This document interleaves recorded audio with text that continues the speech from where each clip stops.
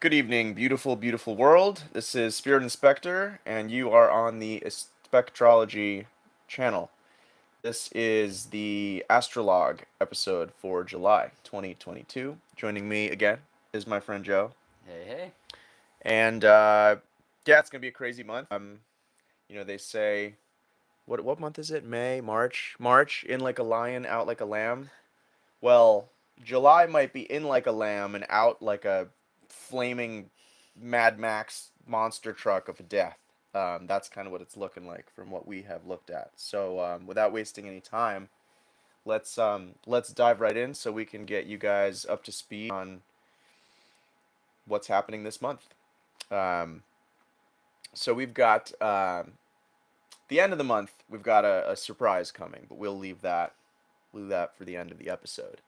But as for right now, we have Mars finishing out the final degrees of Aries in an exact square to Pluto in Capricorn. Now, this is a big deal because these are both pretty, I would say, highly energetic and sort of hard edged planets. You know, Mars, energy of drive, will, getting things accomplished. Mars in Aries is a great time to get things accomplished and really get clear on what you want, kind of channel that energy of just accomplishing things, your drives, your personal, Mars in Aries is very much like it's about me, it's about you, it's about the self. And so, use that energy wisely before Mars goes into Taurus, which is just a totally different situation. But briefly, Joe, do you want to talk about the square? You had a couple things. Yeah, Mars and Pluto is always going to be a touchy one, and usually, in most people I've found, that dynamic winds up manifesting sexually more than anything else. But more so because Pluto, and Mars are both rulers of Scorpio, depending on who you talk to. So Right. if you do not channel Mars energy towards something that you choose and decide is worth something for you, with all this Taurus energy as well, um, then it's going to get expressed somehow. If you push it down, it'll come out in a very weird way later. And with Pluto over there, that could be very weird power dynamics between you and that partner, where one person is way more powerful than the other, and it could be kind of manipulative too. So at this time, I would say it's really key that you actually just make sure you use sexual energy consciously, because it can be a very powerful source of drive, and you can get a lot of things done with it if you use it for what you want to use it for. And seeing Pluto in Capricorn, I would say this is also probably not the time to just start going and challenging institutions. Right. I would use that Mars drive elsewhere towards building something you want. Uh, it's just not the best place to actually just go after a government institution or something like that, or whatever And else they're you gonna think is fall holding you anyway, back. so don't waste your effort. Right. So you'll get tangled up into some battles that are just not going to serve you as well as taking it to creating the world you actually want to see. Well, So I just yeah to weigh in on that. I think with Mars and Aries, I see it as the sort of the macrocosm and the microcosm, right? Because if Mars and Aries is you and I, just the men, the little people, not that we're little people, but you know what I mean. Like the individuals of this realm expressing or channeling whatever drives we have on sort of a small scale, like in your individual life. Today, whatever, I had to go to the laundromat because I wanted to do my laundry, or I need to go make a call so I can make an appointment, or if it's something more really punchy, it's like, I finally asked for that promotion or I got that promotion, right? That's on our individualized level. And then you have Pluto, which is the higher octave of Mars in Capricorn. So that's at the high echelon where you have, the council of ancient vampires running the show, and they're like, yes, yes. Soon, I'm sure they're going to be talking about the same thing we're going to talk about at the end of this episode, where they're like, soon the node will fall on Uranus. Uh, and so it's two different levels of drive and accomplishment. And I think it's important to be aware of both of them, right? Because as an individual, what is being done on the scale of the whole collective, and in order to control and manipulate the collective, obviously influences your life. And that's why I think it's key, Joe was saying, maybe don't make any big rebellious moves right now. And if you are planning rebellious moves in July, then maybe wait for North Node conjunct Uranus, because that's going to be a rebellious Okay. time. That's the time. So, yeah, I mean, moving right along, um, we just, the sun ingress into Cancer just occurred. We are freshly coming off of, well, freshly, a new moon in Cancer. And, you know, so that's really at odds with a lot of the rest of this chart, quite Mm-hmm. frankly, because, you've got this really kind of, I would say, pointy energy with Mars and Pluto. Although I would say Neptune retrograde through Pisces is a maybe maybe you're thinking about your childhood. Sun in Cancer, excuse me. Neptune retrograde in Pisces. Maybe you're thinking about stuff that happened to you in the past where your sense of security, your sense of home, your sense of safety was disrupted, was interrupted. Maybe you're stuck in that, or maybe that's happening to you now. And you're in some kind of a relationship, maybe even some kind of like abusive relationship, God forbid. Neptune retrograde in Pisces, Sun in the early degrees of Cancer, and you're trying to figure out how to make your way out. And because I don't think we'll spend too long talking about Neptune retrograde in Pisces, I would maybe like to just say a few words on that now. From my standpoint, I actually have a couple notes on this. Um, you know, and Neptune's going to be in Pisces for a while, um, a long time. And actually, while we're on the topic, Jupiter is going to retrograde, and I think is going to, believe it or not, make another conjunction with Neptune, which it Heading just back did, if into you recall, Pisces. right? And which the last time that happened was 1856. So it's been a minute. But yeah, so Neptune and Pisces. There's like with any planet in any sign except Uranus and Taurus. That's just like sure gonna go crazy. But like any planet, any sign, there's good to take from it, and then there's a sort of a maybe a more deleterious manifestation of it, where if you're not aware, that's why it's so important to not necessarily study astrology, but at least watch videos like this where you can kind of stay abreast and keep current with what the energies are doing, because if you're not aware of them, then you might get sucked into some weirdness, particularly with a planet like Neptune. So Neptune in Pisces, right? Especially where we're at with spirituality becoming such a big thing, it's a great time to explore these other dimensions of yourself that really have, up until this point, have not been very encouraged by our world, by our culture, whereas everything's like, sitting on a screen. We live inside the screen, you want to maybe get famous, you want to go on American Idol. Everybody wants to be on the screen, in the screen. And it's like, the spiritual element has been ignored for a long time. But now it's rising. So this is a great time, Neptune and Pisces, to really listen to, and this is what I was saying to you earlier, that you have to be listening to hear the voice of God or source or the divine, to hear that guidance. If you're at a death metal concert, chugging Red Bull or Monster, you might not hear that voice because you're kind of in a different place. But yeah, so but the flip side to that is with Neptune retrograding in Pisces is this whole cosmic divine thing, because there's the spiritual guy, and mind you, I have North Node in Pisces, so I feel like I have a little bit of license to speak on this. So Pisces is something I've had to learn a little bit about, because I'm like, this is the direction I'm supposed to grow in. When so many astrologers are like, Pisces, you're just floating around, you don't know what's going on. But there's two sides to it. There's the side where you have both that intuitive and actually kind of like psychic and just like, connected um, element working and going for you. And then but what you need in order to temper that and use it effectively is discernment. You have to be rooted and grounded in the real world and what's really going on and what's good for you and what doesn't serve you, right? Because without, no, turn it back on. Without discernment, you could get caught up in any number of kind of weird situations. You know, you could just end up sort of directionlessly floating through life. You could end up. And I think that's supported also by the fact that it's squaring Mercury in Gemini right now. So just the ability to actually handle the facts of what's going on in a situation that's actually in front of you, That's such a good point. instead of just getting lost in the haze. I'm, Because the last 2,000 years of the age of Pisces pretty much exemplifies both of the good and the bad.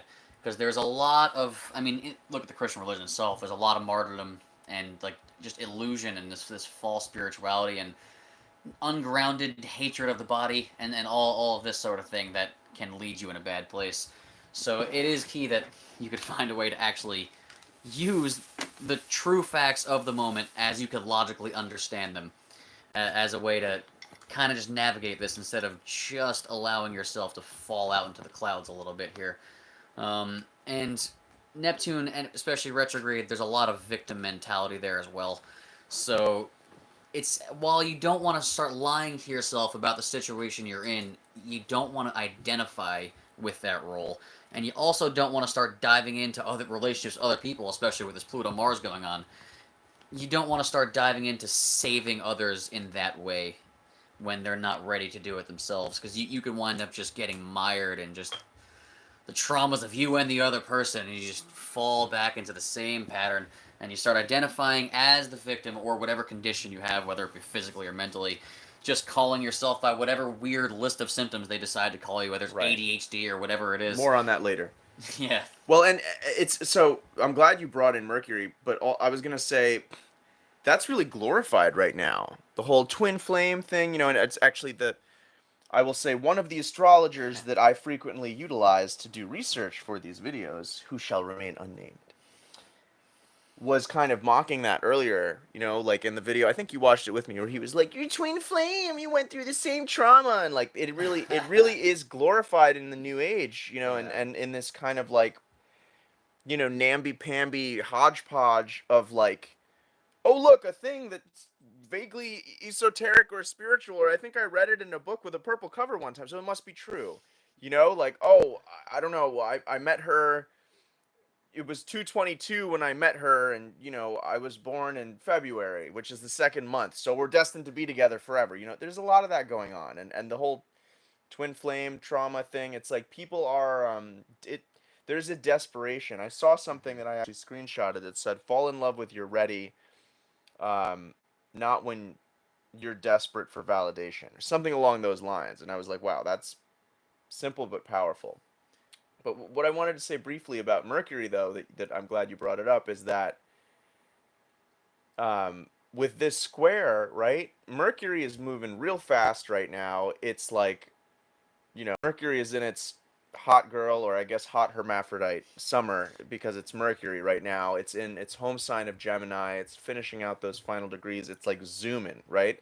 So to me, that is all the information that we have available. I was just saying, as we did research for this episode, like the amount of information that we have available to us is just, it's staggering. It's like, it's mind-blowing, and it's easy to get lost because and in the previous episode of you know, of our astrologue, we mentioned, you know, it's easy to get lost if you are not clear on what you want, where you want to go, what you need to do, and what's good for you and what serves you. And I think Neptune retrograde in the final degrees of Pisces very much represents at least the potential to be just lost, like floating, cast away on the surface of an ocean that is just totally no land in sight. Like, where the heck am I? I don't know. Um, and, you know, in this square, I would definitely reach for Mercury in Gemini, powerful planet in its home sign, as the life raft out of that situation. So if that's you and you're floating around, you know, then rather than getting lost and inundated in an endless sea of information that is, you know, at best irrelevant to you slash useless, and at worst designed to make you get lost and get guilty and doubt yourself and completely just lose your purpose and momentum in life, and and just like get a good footing, you know. And Mercury, I mean, Mercury is all about the intellect, communication and just using your mind, having a sharp mind and knowing how to use it. So Mercury is, I think, ready to, in its home sign especially, to give people rewards that use their mind effectively, right? If you use your mind ineffectively and you turn the sort of the blade of your mind against yourself, then you may very well end up in this sort of Neptune retrograde in Pisces situation where you feel lost because you've cut yourself down by using your mind against yourself. So, Yeah, I guess even though we're moving towards Mercury to help you out of the situation, there is always a danger of information overload. So using some of this Aries and Taurus energy and understanding where your values are and where you're heading keeps you from looking up 1,000 different meaningless facts and figures like a trivia game, which is one danger if you go too far into the Gemini and Mercury side, is you just start looking up every little detail of trivial things around you, and you lose focus on what you were actually doing in the first place. So there is care to be taken there. But with Venus and maybe we Gemini as should well. interview someone who does that, because I don't know anyone who's done that. I've never, you know, I've never once lost myself in a 12-hour rabbit hole search on the internet for no, I obscure only topics. ever have one tab open. I'm a one tab limit kind of. Anyone who knows me will tell you, oh yeah, Spirit only has one tab open ever. He's real one tab focused. I'm sorry, I cut you off. No, you're fine. Yeah, with Venus and Gemini there as well, though, a lot of this, even though it's intense, it should be pretty fun.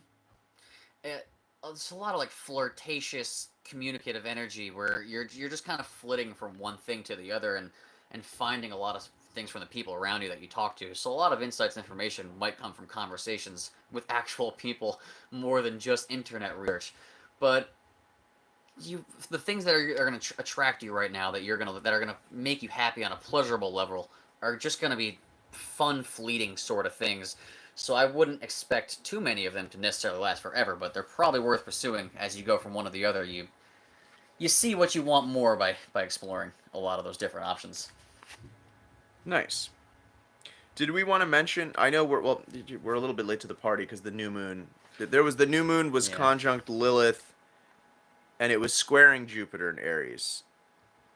So, um, well, okay, so new moon in Jupiter, new moon in Jupiter. That makes perfect sense. New moon in Cancer, squaring Jupiter in Aries. I think Jupiter in Aries kind of feels very adventurous and enterprising to me. Mm-hmm. Not so much as it would be in something like Sagittarius, but still, I mean, it's like, some people refer to it as impulsivity in Aries, but I think Jupiter is pretty refined. He's kind of like more, the knowledgeable, the wise old kind of like traveling scholar. He's got that shit under control. So I very much feel like there's those two opposing tendencies, like the sun, new moon, sun in Cancer, very Mm-hmm. much like, okay, it feels safe here. I'm gonna stay here.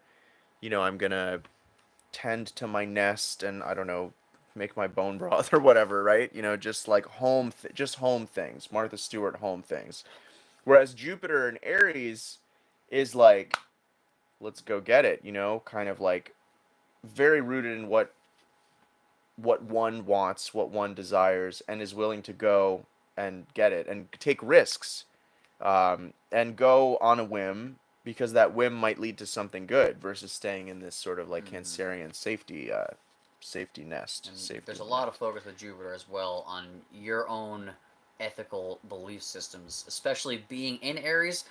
Instead of just taking blindly the belief systems that have been handed to you, you really hone in on what your philosophy is and what you're willing to fight for. And then you don't have to necessarily go bring it to literally fight people, but you should be willing to stand on it and not back down in the face of it. So whether that was these last 2 years with a mask or something, if what you believe is that that's not okay, then Right, it's the time to be exactly. willing to put yourself out there, ignore all this social pressure that you feel, and because a lot of it you'll find really is just like you're afraid of being othered by people and being looked at, and most of the time there's almost no consequence to this thing you thought was so dangerous. But it's really time to actually just be willing. Not necessarily you don't have to force it on others, but if they're pushing something on you, it's worth being assertive and just saying no, this is exactly what my beliefs are, and I'm not compromising on that right now. And I guess with the square to the sun is because that can stir up actual confrontation, which makes you feel all emotionally off kilter. When passionate beliefs are being talked about in the home, then everything gets all tense and all that. But the way to reconcile that, I think, is to realize that there is no true safety if you're not actually willing to explore that and be assertive. All that is temporary safety. So the true security that you'll find in your home comes from you actually being willing to put out what you need in your life and bring in the people around you that are actually going to foster that. It's not from backing down from confrontation and not taking the risk. And Jupiter's fortune, Aries is boldness. So I guess fortune favors the bold in this case. Mm. I not to use a cliche, but I guess sometimes they work. If I may jump in for a moment, something that I thought was this something that I heard said that I really resonated with was the idea that although again this is like a very really explosive is the word I would use it to describe with the between Pluto and Mars. I know we keep coming back to this, but it's like a big deal. Yeah. I mean, um, is that I think, and just to connect with what you were saying, both Pluto and Mars very much reward action Hmm. and they reward risk taking. And Mars being in Aries is in there with Jupiter, which you were just talking about. And so I think in order to, Jupiter's expansion, in order to expand what's available to yourself, expand your confidence, expand your drives and just your ability to go after stuff. In order to do that, you have to actually take the leap and go after stuff with no guarantee that you will Mm-hmm. succeed, that you will get those things quickly or easily, or really it's sort of a dice roll. And Pluto is the planet of transformation, in Capricorn. And so transformation is not like, you know, um, I, anyway, it doesn't come easily. I'm like the It's metaphors that were coming into my mind were Yeah, the not good. caterpillar isn't comfortable when it straight up liquefies before Right. it becomes a butterfly. Right. It's Well, not or always a pretty process. I guess I mean I don't know. I've never liquefied in a cocoon, but I would imagine that that would be quite tumultuous. But yeah, so um yeah, I mean what else? I mean we really I think you're right. We probably should save The the end Uranus of the thing, month. Yeah, at least yeah. for a Keep them in couple of weeks from suspense. Yeah, yeah, because we're far from that. And honestly, it the is a only big one. I just if World War III comes around, I feel like they'll shut down the internet at least a few weeks in advance. We got a big line of storms coming. That's another thing, right? Um, um, the node and Uranus are getting closer. We've had some pretty intense lightning storms these last few days, and Mm. really there's been a lot of like intense rain activity. Uranus rules lightning. Um, so even, we could very well, and actually there have been a lot of reports of like cattle being struck by lightning and cattle deaths Oh actually, my which god. is interesting. Oh Oh, yeah. Taurus, Yeah, no, the Uranus bull, and Taurus Taurus, the the bull. bull, Oh well, lord. livestock resources. So I mean, yeah, I don't know if anyone caught Wow. this was definitely within the last few weeks. There was like between 3 and depending on the source that you trust, there was between 3 and 10,000 head of cattle in Kansas just died, just dropped dead from a heat wave, Hmm. which seems a little suspect to me because somehow I feel like this isn't the first time there was a heat wave in Kansas, and yet I have not heard of literally thousands of cattle, fat head of cattle, dropping dead. And I Hmm. mean, if you, I listen, one cow could probably feed us for like what, 2 years maybe, Yeah. like, probably, right?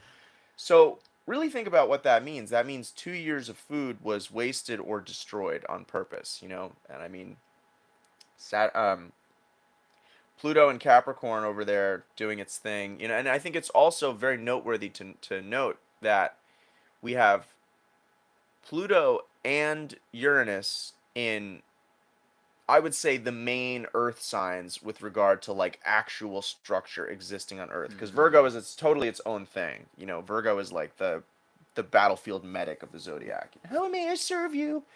You know what I mean? Whereas Capricorn and Taurus, because Capricorn is the cardinal, Taurus is the fixed, right? So they're really the ones that are creating new stuff and then tending to it. Capricorn is creating the new. Taurus is tending, maintaining, tending the flock, maintaining the Mm-hmm. garden, all of this stuff. And so we've got Uranus and Taurus shaking that up. Our food, our resources, our cattle, our crops, everything, all of that, our finances, everything. It's shaking up everything.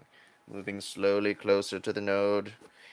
And then we've got Pluto in Capricorn shaking up the actual structures and institutions, not like Aquarian social institutions, but like government, like literally institutions of control, Mm-hmm. which really also includes Corporations as well. Yeah. corporations as well. I feel like corporations are sort of straddling the Capricorn Aquarius divide because, yeah, I Yeah. guess Aquarius would be more like social groups. But again, it's all very fluid right now with that stuff because we really don't have a government at all. We just have corporations, and then the government is like the sock puppet that they dangle in front of our face. But this is an astrology video. Why am I bringing this up? Yeah, I mean, what else? Yeah, so the only two Earth signs we have the two most transformational planets in Right. the zodiac in them. So Uranus being revolutionary and really switching up what you think of as value. I remember reading The Artist Way. It's a nice little book that taught me some journaling and stuff like that, but it's more than that. And one of the things mentioned in there is how somebody realized that like a handful of raspberries every day made them feel richer than $1,000. So you realize like some simple earthly abundance like that, which is very Taurian, a very good tasting meal, and berries are up there, is enough to make you feel abundant inside. So where you act like you are, and then you start attracting it more as you go out into the world. So there's really little things that you might be able to do that make you feel like you've got a lot more security and pleasure than you really thought you needed. So Synchronistically, I ate an entire box of raspberries today, and I had like the best day I've had in a while. I bought 3 boxes of raspberries because they were $4 and they were like big and organic, and I was like, "This is a lot of raspberries." And then another voice was like, "But you'll really enjoy them, and they're cheap." And I was like, "I'm gonna do it." And you know what? I credit those raspberries for everything. yeah, so it really can be a lot more simple than you think as for what makes you feel secure and valuable and just abundant. Abundance can come through simple sensual pleasures like that. So instead of fighting them and acting like they're evil or that you shouldn't pursue them at all, you could really you can go a long way with a little bit. One thing that I had been thinking about for a few weeks now, more even because this has been in the news, not just in the news, it's been in our life for a while. Thinking about Taurus stuff, right? Hmm. I mentioned resources. What's the one resource that affects our lives the most? It affects our wallet the most, and that allows us to, scurry about the surface of this realm and actually get shit done. It's oil, right? And Energy in general, but right. mostly oil right But now. but but that's the thing. So energy is sort of this like, more abstract concept Hmm. because it can take so many forms. But oil is literally energy made manifest, at least energy in a stable sort of Taurian fixed form that we can then liberate and manipulate within our internal combustion energy technology that we engine rather technology that we use to get from place to place, to lift heavy things, to and you name it. And it's just interesting because with Uranus there, it's going to be there for a while, so it wouldn't surprise me if the oil situation got create. And I mean, I'm no economist, but what happens if oil gets too cheap? Wouldn't the dollar just like collapse? That's an interesting thought because there are several countries whose entire currency is based off oil reserves Well, and and stuff like it's that. what's fascinating too, and I don't want to get too deeply into this because this is an astrology video, but the United States and Russia are really, in a way, the two main I mean, Russia is a straight up petrostate. Hmm. Like they are oil.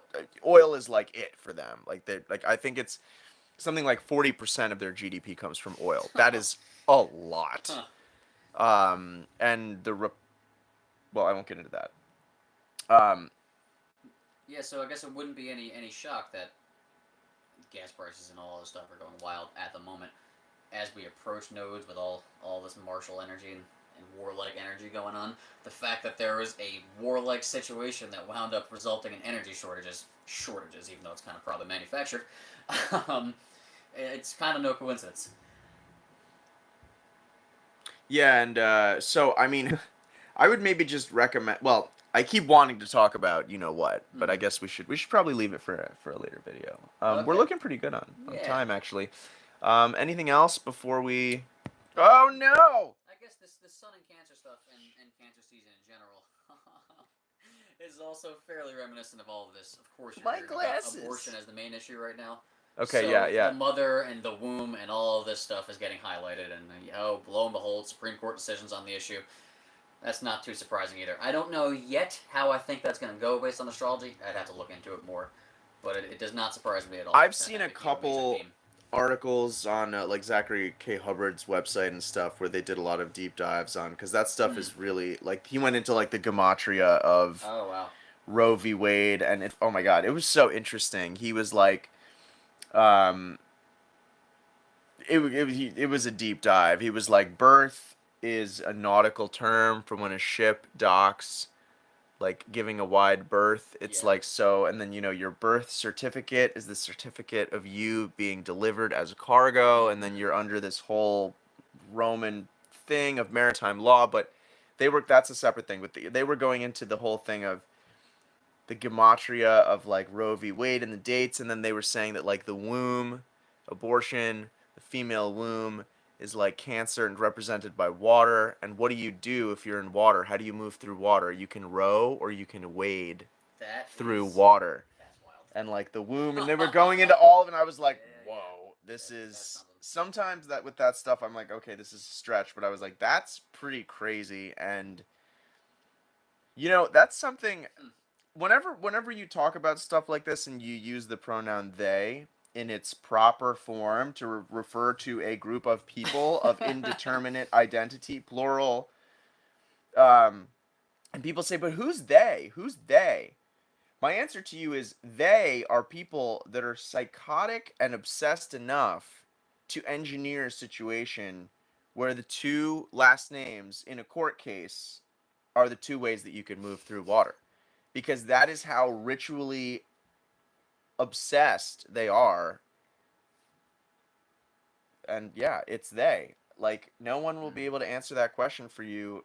Maybe the internet after And many that is some hours. very heavy Pluto and Capricorn type of energy anyway, because it's not just banks and stuff. It is also, let's say, secret societies, even though they're not Well, so secret at the all, who are have very heavy, dark histories, let's well, say, with there's yeah. formal ritual. I was gonna say there's no the reason there is no concrete or static definition of this they conglomerate of entities is because they are not dancing in a an evil circle singing the evil version of Kumbaya around a sacrificial victim. They are squabbling, and because they're desperate, because they're not doing a very good job of all of this, because clearly if even astrologers are like, yeah, it's all a sham, like, you know what I mean, but whatever, buy some sardines and get ready for the shortage, it's like they're not the cat's out of the bag. They're not doing a good job of directing people's attention. The internet clearly is out of control, so they'll probably shut it down soon. So get your kicks now or whatever. And and so as a result, they're splintering. This is my whatever Mm-hmm. speculative. It's really not. I've heard other people agree with it, but they're fragmented. They're splintering. There's alliances being formed and dissolved probably faster than we could even fathom. And so what what they means today could be something totally different than what they means tomorrow, depending on whether, I don't fucking know, Colgate Palmolive is allied with Unilever today, but tomorrow maybe, Unilever had a one night stand with Coca Cola, and Colgate Palmolive is like, how could you? You know? And Unilever's like, I never loved you. Yeah, It's so I over. usually define it less by. I'll show the specific groups they're doing it at one time, but more so is what the goal always is. And the goal is very Plutonian, and it's usually power and control of some kind. It's basically trying to violate the sovereign rights of man, and so, or to lie to them against their own benefit. is usually what I would say is the they out there, because there's many people who do it, many institutions, a lot of media people who are lying specifically for the cause of taking sovereignty away and giving power to other people. So that Plutonian Capricorn energy, there's a lot of it right now. And half their objective, besides everything that you just said, control, power, they already have wealth, but just Yeah. maintaining the systems that bring them their wealth. Right.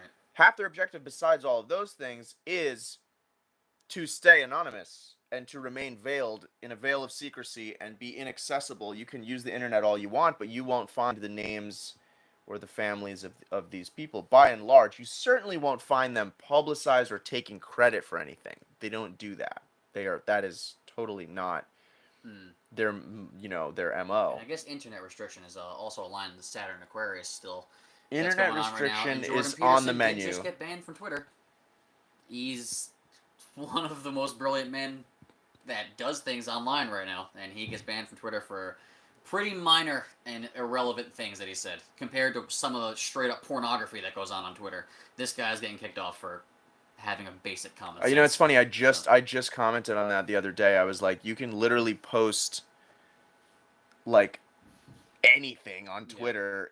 Like there's no moral compass on Twitter, but there is a neoliberal woke compass that's right. like, for example, let me put it this way.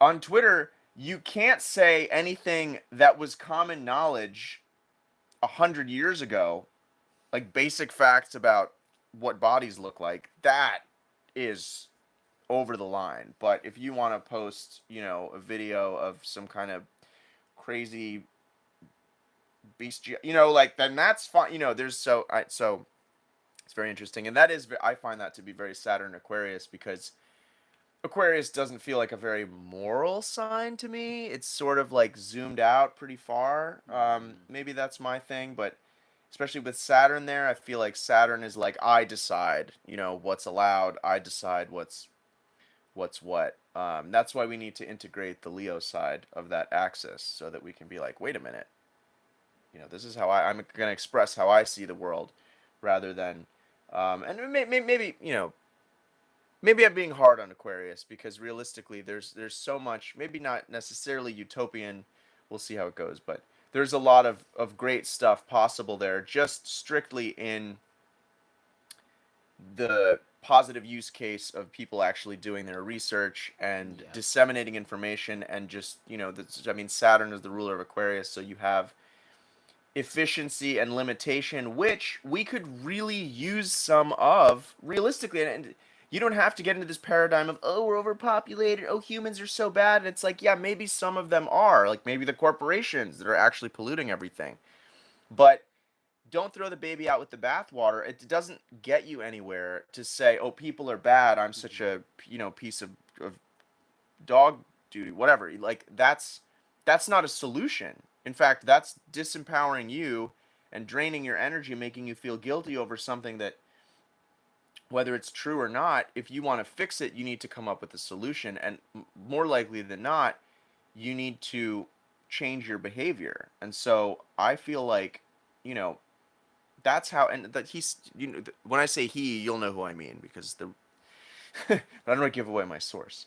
He said that too. He said, unless the individual changes, you're not going to get that Aquarian Renaissance, that Aquarian utopia that where the collective just everything kind of falls into place and things get better. Things are not going to get better on a large, massive, whatever, global, national scale until people in their own individual lives start to become really very, very clear and just crystal clear on what is good for them, what's healthy, and what they actually want.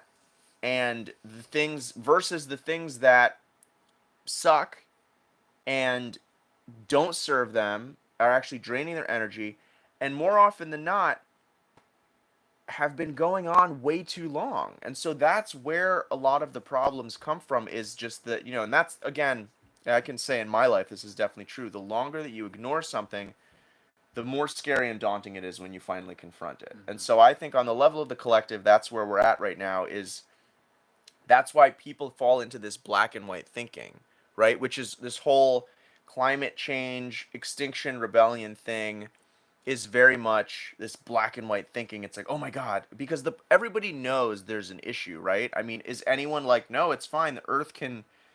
And there are people that believe that way. The Earth can regenerate from everything. Well, I'll tell you what. I don't really buy the story we've been told about oil at all. That like it's plants over millions of years, plants just turn into oil. I mean, I mean, this is what they teach kids in elementary school. Yeah, they get you early with that So one. it must be false because everything they teach you in elementary school is a complete crock of hot steaming nonsense. So, and again, it's like one of those things. What can you show me how that happens? Oh no, Jimmy, it takes millions and millions of Always years. that, yeah. It's either millions of years or millions of miles or hundreds of millions of light years. We're tiny, tiny, tiny particles of viruses. It's always just this inconceivable scale that is completely inaccessible to human eyes, ears, uh, and senses. And anyway, so And Taurus and all the stuff we're supposed to be moving towards is the opposite of that.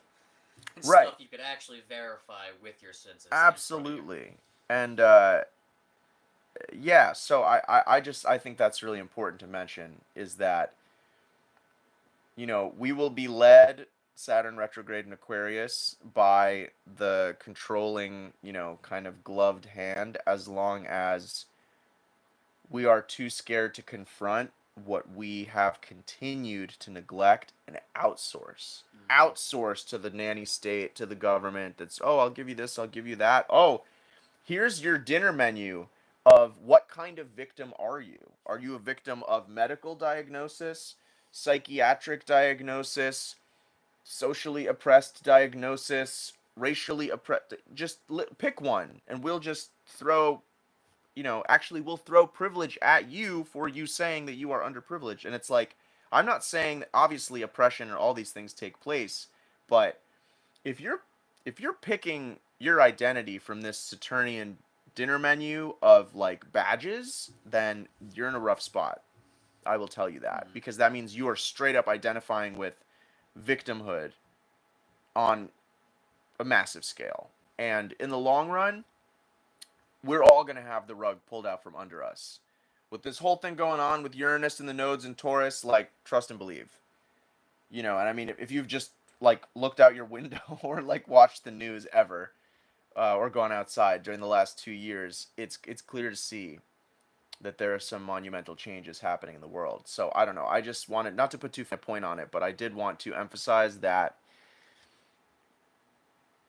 it's really important right now to be rooted in what you can see, smell, touch, taste, and hear because you're going to be fed a lot of lies and a lot of nonsense. And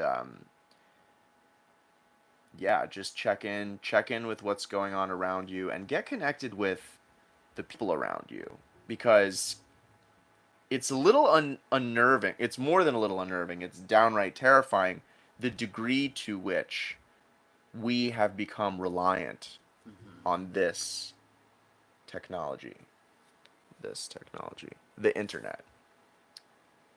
Think about it. And Pluto and Capricorn squaring Mars, I guess one more thing about it is, in many ways, we have willingly become dependent on government systems. Whether that's you need them for your food or whatever they're providing you, or you need to use this banking institution because you got all wrapped up in that, and then you end up like somebody in Canada Yeah. who gets their accounts frozen because they support the wrong people.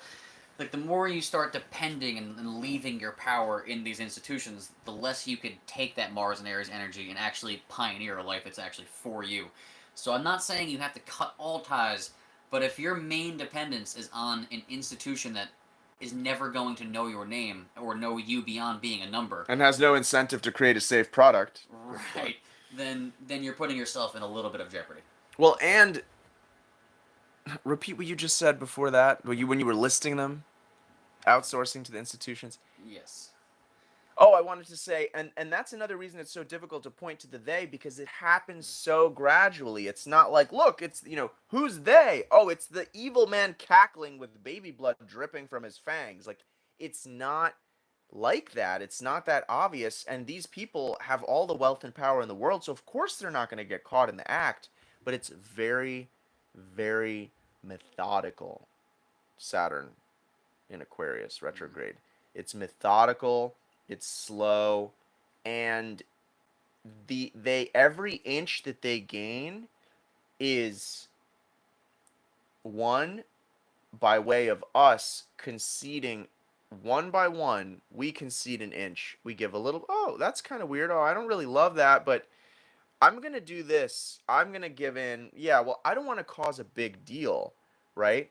I don't want to make a big scene, aka I don't want to be judged by my peers that are thinking probably the same thing, but that are equally policed by their projections of what other people probably think about them or might do if they step out of line. And so, inch by inch, you give an inch.